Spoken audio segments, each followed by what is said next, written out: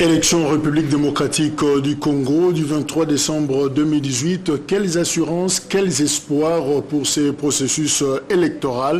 C'est la thématique de ces nouveaux numéros de votre émission aux urnes sur Canal Kin Télévision. Mesdames et messieurs, merci de votre fidélité et bienvenue à cette émission. Nous recevons pour vous Cédric Moudiantou. Il est porte-parole du parti politique Démocratie chrétienne piloté par Eugène Diomi Ndongala. Et ensemble avec lui, nous allons justement réfléchir sur ces processus électoraux en République démocratique du Congo. Démocratie chrétienne, c'est une formation politique de l'opposition. Et voilà, qui a une position d'ailleurs particulière par rapport à ces processus électoraux. Nous en parlerons. Mais justement, comprenez un peu quelle est la situation. Cédric, merci d'ailleurs d'être venu. Merci beaucoup. Quelle est la situation de votre président Eugène Diomi Ndongala actuellement? Non, la situation, d'abord je voulais vous remercier pour l'invitation. Alors la situation du président Eugène Diomi Ndongala, comme nous l'avons toujours dit et nous continuons à le dire, c'est une situation qui est déplorable par rapport au fait d'abord qu'on ne va pas rappeler qu'il est à la prison à la suite d'un procès politique tout à fait unique, une répression politique que nous sommes toujours en train aujourd'hui de dénoncer. Vous avez vu avec Akaj, Maître Georges Kapiamba, qui est aussi un des témoins oculaires de cette démarche. Eugène Diomi Ndongala a été condamné à la Cour suprême de justice à la suite d'un procès irrégulier et après qu'il se soit rendu au niveau international afin que justice soit faite, M. Diomi Ndongala, dans une procédure judiciaire de 2 ans face à la RDC représentée par M. Alexis Tambwe Mwamba, le procès, le jugement a donné raison à Diomi Ndongala et donc une instruction à la RDC de pouvoir les libérer. Donc aujourd'hui, mais pourquoi il n'est toujours pas relaxé? Nous devons considérer aujourd'hui sa détention comme une forme de violation même de la Constitution par rapport à l'article 215 qui dispose que la RDC, en tant que ayant souscrit donc aux actes internationaux, devrait évidemment appliquer ces jugements qui étaient exécutoires. Donc aujourd'hui, M. Diomi Ndongala est victime, comment dirais-je, comment nous pouvons appeler ça, nous sommes dans un régime de torture par rapport au cas de Diomi Ndongala. Eugène Diomi Ndongala est toujours en prison. C'est ce qu'on peut retenir et voilà pourquoi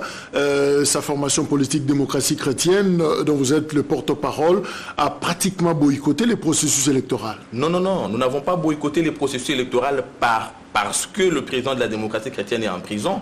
Nous avons plutôt, parce que nous ne pouvons pas réduire l'avenir du pays à la seule situation de M. Diomi Ndongala, qui est aussi, vous connaissez, un vrai militant, un combattant des valeurs. Mais nous avons évoqué un nombre d'éléments qui nous ont poussés à définir ces processus comme étant viciés. Lesquels?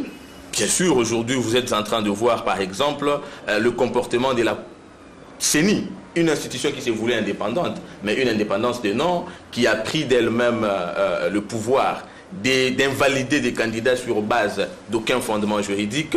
Vous avez une cour constitutionnelle conçue pour des raisons de clientélisme en faveur de la famille politique de M. Kabila. Vous avez aujourd'hui la militarisation, par exemple, du processus électoral. Les opposants sont en train de décrier la machine à voter. Le processus, à chaque étape du processus, vous avez un piège. Alors l'ensemble de tout ceci, vous avez au centre de cela la répression politique. Mais Cédric Moudiantou, est-ce que vous avez bien réfléchi quant à votre prise de position?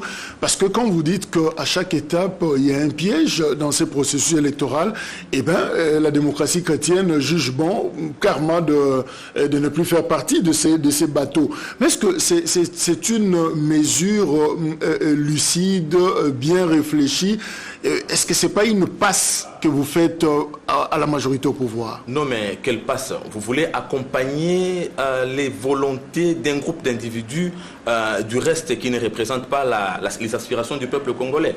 Il faudrait rappeler au peuple congolais que dans ce pays, en 2006, Étienne Tshisekedi, voyant que le processus ne ressemblait absolument pas à la démocratie, nous sommes dans un pays qui se veut démocratique, il avait dit qu'il n'allait pas accompagner une forme de tricherie. Ça s'appelle La politique de la chaise vide. Non, ce n'est pas la... Mais attendez, si c'est la politique de la chaise vide, ceux qui sont aujourd'hui, ceux qui étaient allés au terme des élections de 2011 au Parlement, puisque dans ce pays, il y a eu un monsieur qui aussi a refusé d'aller cautionner une tricherie, d'aller légitimer une tricherie. Aujourd'hui, il est en prison. Celui-là s'appelle Eugène Diomi Ndongala. Mais parce que vous parlez de la politique de la chaise vide, ceux qui sont là-bas aujourd'hui, ne l'ont-ils pas donné raison ?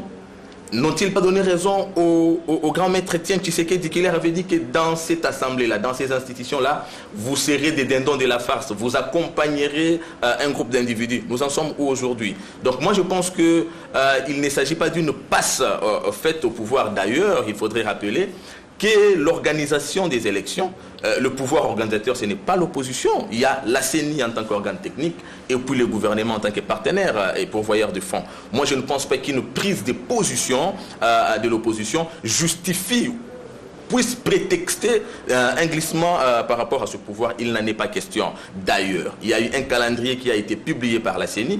Dans ce calendrier, il n'y avait pas des machines à voter, par exemple. Mais dans ces cas-là, la démocratie chrétienne aurait agi sans les autres, sans avoir consulté ses pairs de l'opposition. Écoutez, aujourd'hui, par exemple, la démocratie chrétienne, avant d'arriver à sa position, je dois vous le dire, la démocratie chrétienne a toujours été partenaire potentiel, par exemple, de l'UDPS, avec qui nous acheminons depuis tout ce temps. Avant que nous n'arrivions à prendre position, nous avons été en consultation avec d'autres formations politiques. Comme vous le voyez d'ailleurs aujourd'hui, c'est ça la démocratie. Nous sommes partenaires certes, mais nous sommes un parti souverain. Nous avons une opposition par rapport à notre lecture politique. Heureusement que tout ce que nous avions annoncé par rapport à ce processus, aujourd'hui le temps nous donne raison.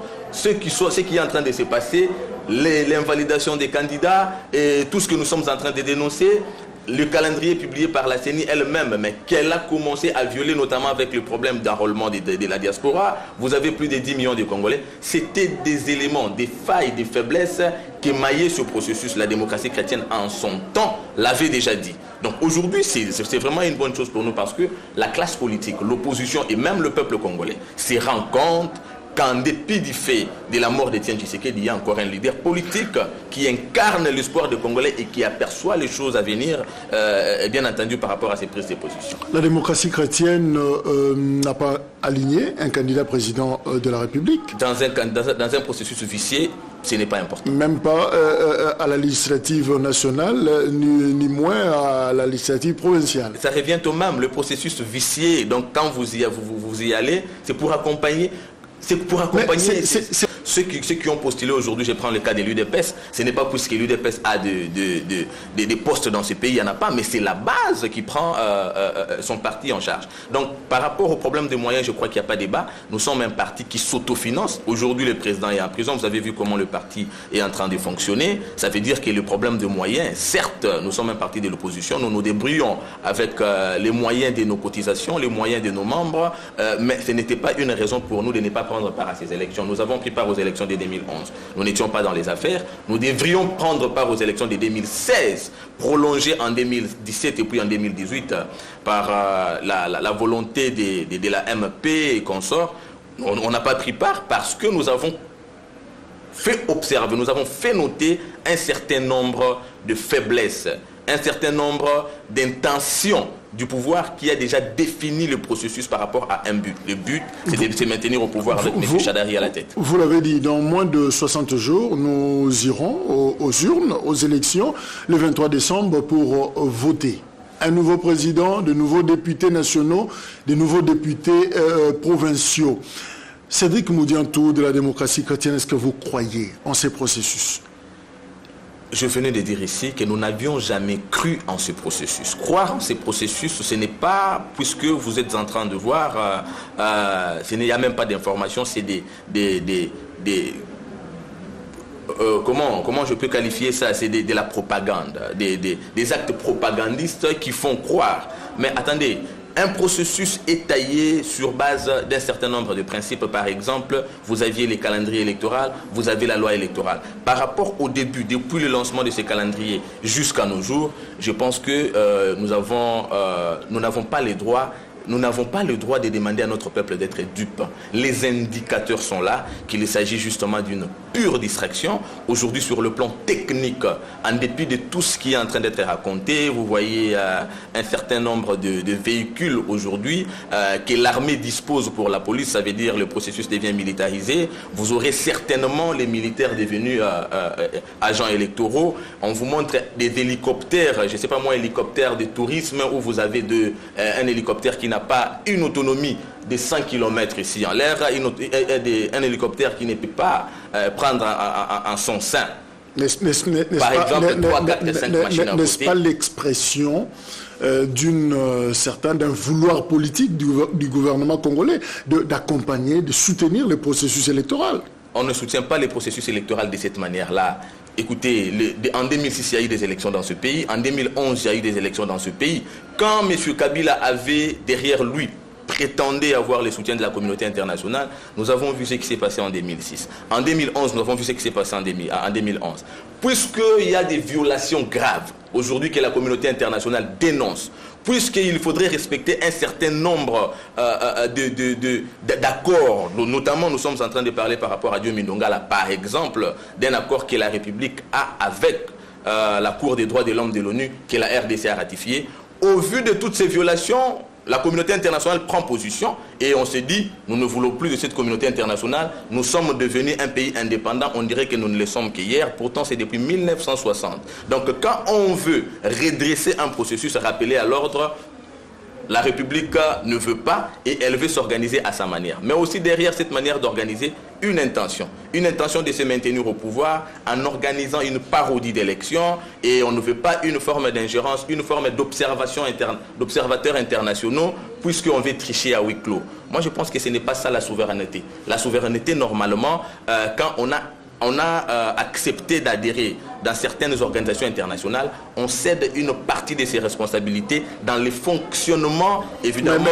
Mais justement, quand vous voyez pratiquement les pièges partout dans ces processus, et vous ne croyez même pas en ces processus, mais que voyez-vous à l'avenir? Ce que nous voyons dans l'avenir, c'est les chaos que le pouvoir est en train de présenter, c'est ce que vous souhaitez? Non, nous ne pouvons pas souhaiter les chaos si nous avons refusé d'aller dans ce processus. Écoutez, souhaiter, ça voudrait dire par exemple qu'en 2016, quand M. Kabila n'avait plus de légitimité, parce que normalement les mandats de Kabila, le second et dernier, prenaient fin le 19 décembre 2016. C'est parce que nous avons voulu de notre pays un pays de paix et nous avons déjà perdu et nous continuons à perdre nos frères, par exemple à Beni, au Kasaï et partout. Vous savez, on est en train d'expulser aujourd'hui beaucoup en Angola, ça n'est de trop.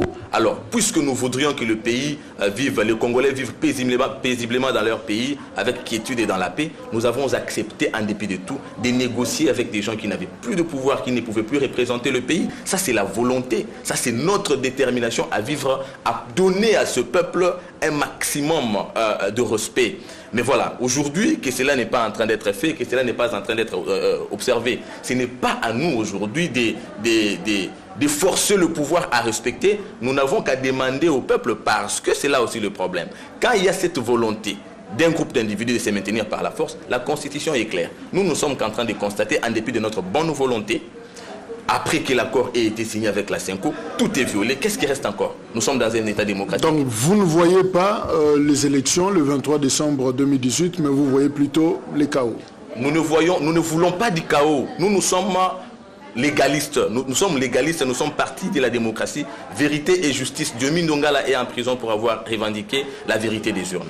Mais dans le contexte actuel où le pouvoir ne veut rien céder, où le pouvoir ne veut rien respecter, où le pouvoir crée sa politique sur l'endormissement, on est en train de créer l'endormissement aussi bien sur le plan interne par rapport aux discours qui sont faits pour endormir la population. On est en train de tenter d'endormir la communauté internationale par rapport à certains engagements. Donc ça veut dire que on ne respecte rien, ni le peuple congolais, ni les partenaires internationaux. Mais nous avons l'engagement d'amener ce peuple le 23 décembre aux élections. Que reste-t-il encore, puisqu'en face, on ne le veut pas. En face, on attend mettre tout le monde devant un fait accompli pour dire, écoutez messieurs, maintenant que nous sommes là, nous ne pouvons pas organiser les élections, continuons encore à négocier. Nous avons dit ceci à la démocratie chrétienne. Ni de fausses élections, ni de glissements avec M. Joseph Kabila. Le 23 décembre, élection. S'il n'y a pas élection, nous avons donné, après l'accord de la Saint-Sylvestre, 1 année pour l'organisation des élections.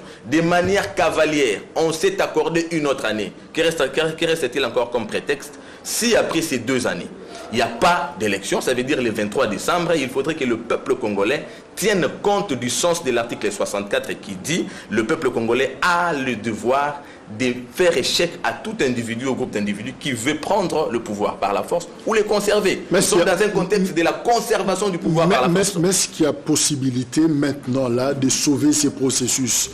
C'est la volonté politique. On ne peut sauver ce processus que par la volonté politique. Par un dialogue, par exemple? Non, mais le dialogue à ce niveau, dialogue avec qui? On va dialoguer pourquoi? Puisque nous sommes encore dans le délai. Nous sommes au mois de novembre. Si vous regardez le calendrier électoral, c'est au mois de novembre qu'on devait commencer l'impression, par exemple, des bulletins de vote. On va négocier pourquoi? Par exemple, pour que le processus redevienne crédible.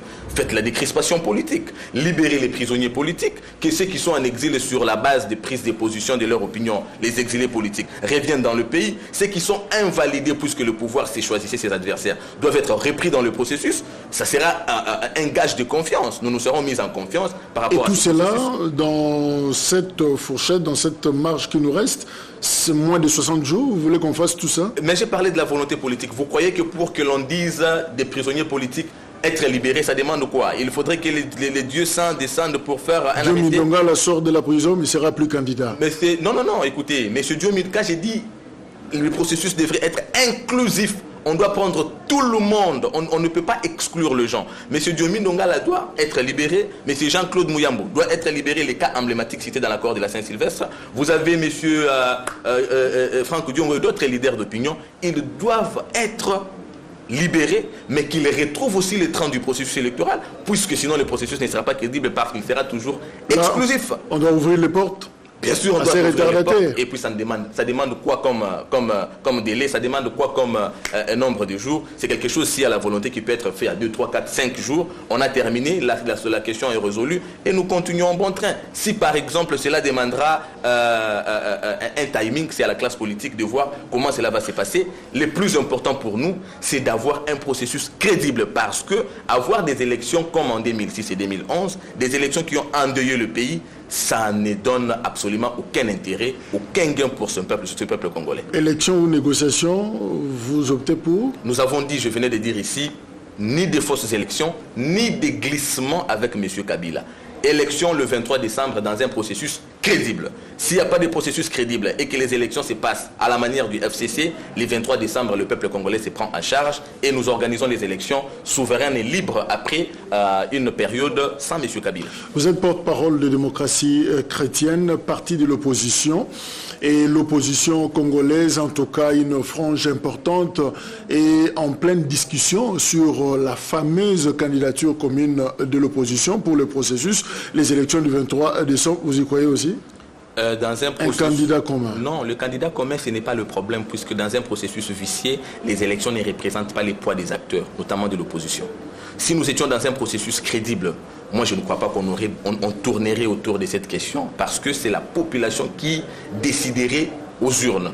Mais quand vous êtes dans un processus où vous avez déjà un candidat dont la victoire est prédéfinie, même si les bons dieux descendaient comme candidat commun et que les anges devenaient des témoins, je vous dis, il n'y aura pas de gain de cause. Donc la question des candidats communs, je pense que je vais en appeler à nos partenaires politiques de l'opposition de comprendre que le processus est déjà vicié. Il ne faut pas se laisser distraire par cette histoire. Mais j'ai l'impression, Cédric Moudiantou, vous êtes pessimiste. Quand nous disons le processus vicié, ça veut tout dire. Dans le processus vicié, c'est tout ce que vous êtes en train d'énumérer ici. La répression politique. Dans un processus vicié, on vous a militarisé le processus. Ce qui veut dire quoi? Ce qui veut dire que les résultats seront aussi militarisés. Donc quand les Étienne Tshisekedi... D'où il faudra monter des stratégies, notamment cette candidature commune, pour essayer de faire face justement à tous ces guet-apens de pouvoir. Souvenez-vous, en 2011, dans ces pays, plus de 2 millions de bulletins de vote avaient disparu. Les témoins étaient chassés des bureaux.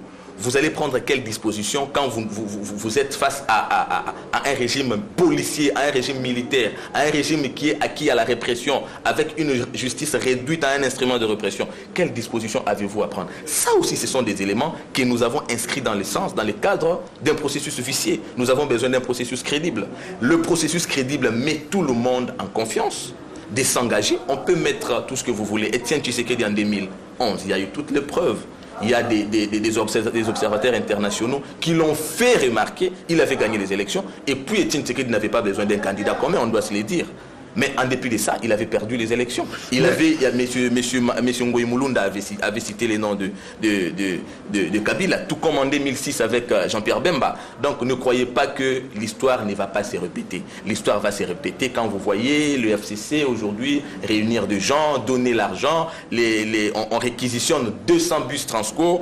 Les uns, on envoie devant des camps militaires pour ramener les femmes des militaires. Vous parlez du meeting du FCC. Ça veut dire qu'on est dans une politique du non-respect de la population. Cédric Modiantou, et si ces opposants qui se réunissent à la recherche de ces oiseaux rares, les candidats communs de l'opposition, et qu'on consultait Eugène Diomi Ndongala depuis la prison, il optera pour qui?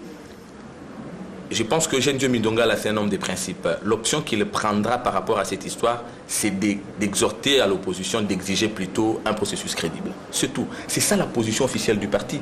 Et c'est lui le président du parti. Il est désigné. Pourquoi Eugène Diomi Ndongala a soutenu les grands leaders de tout le temps, les leaders historiques de l'opposition congolaise, Etienne Tshisekedi, qui ne connaît pas la fin, qui ne connaît pas l'issue. Aujourd'hui, Eugène Diomi Ndongala se permettra d'induire un certain leader en erreur, de lui dire voilà, vas-y dans un processus qui est déjà taillé sur mesure pour que l'issue soit quoi? Pour qu'il se fasse ridiculiser. Donc le choix d'un candidat commun n'est pas nécessaire. Pour nous, le choix d'un candidat commun dans le processus tel que défini actuellement n'est pas nécessaire. Nous devrions d'abord commencer par exiger un processus crédible, le reste viendra de soi. Vous êtes, la démocratie chrétienne est alliée, proche de l'UDPS.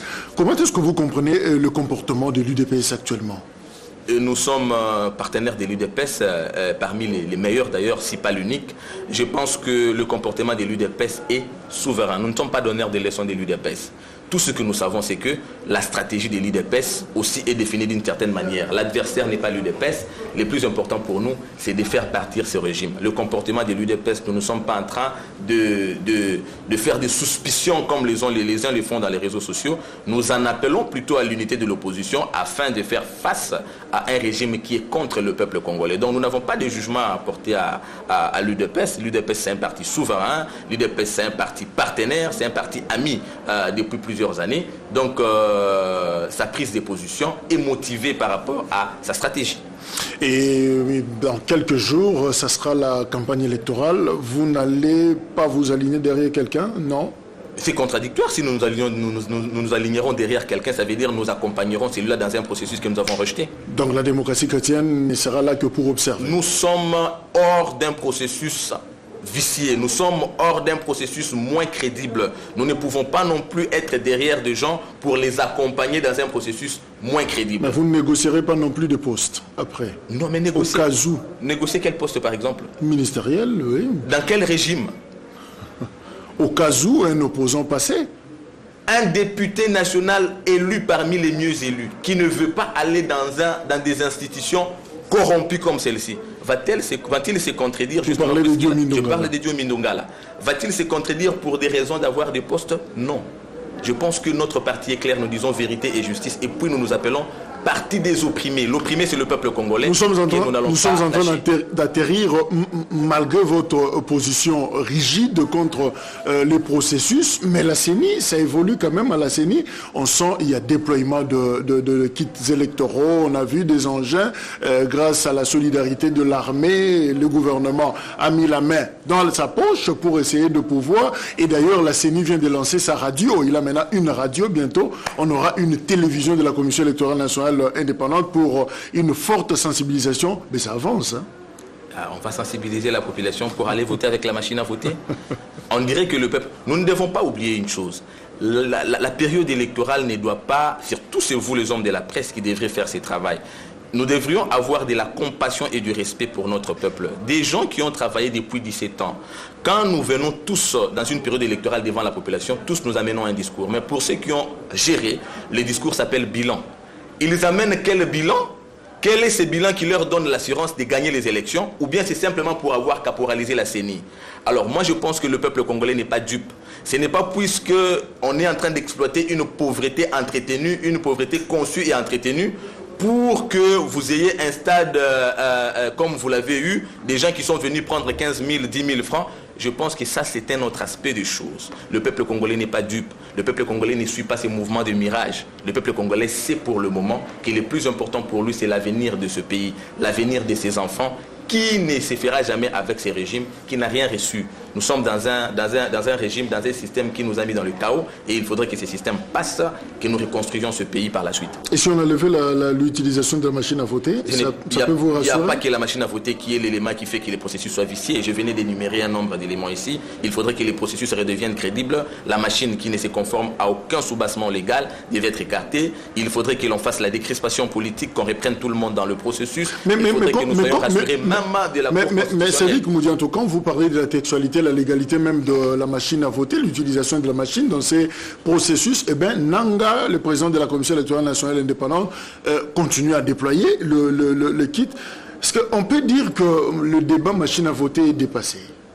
C'est une obstination qui... Le consensus n'est plus important. Voilà, donc ça veut dire que pour Nanga, Nanga n'est qu'un arbre qui cache la forêt. Il réfléchit sur base d'un groupe derrière lui. Alors cette obstination, c'est bien pour ça que nous avons parlé du chaos ici. Cette obstination nous amène où?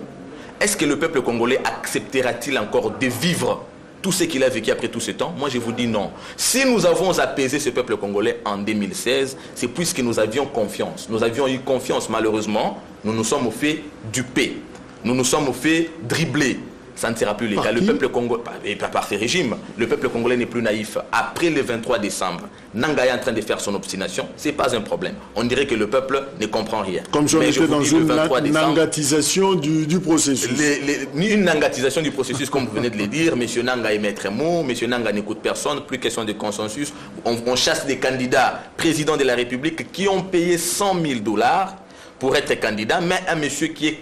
Quand on dit commission électorale nationale indépendante, c'est par rapport à son fonctionnement. Mais il n'est pas indépendant tout simplement parce qu'il devrait écouter les autres. Il y a un principe de consensus. Mais quand on n'a plus besoin des autres, les options prises sont les options faites. Moi, je pense que c'est le chaos. Le peuple congolais est en train d'observer et le 23 décembre dans ce pays, je pense que ce peuple congolais va s'exprimer. Élection en République démocratique du Congo, le 23 décembre 2018. Quels espoirs, quelles assurances?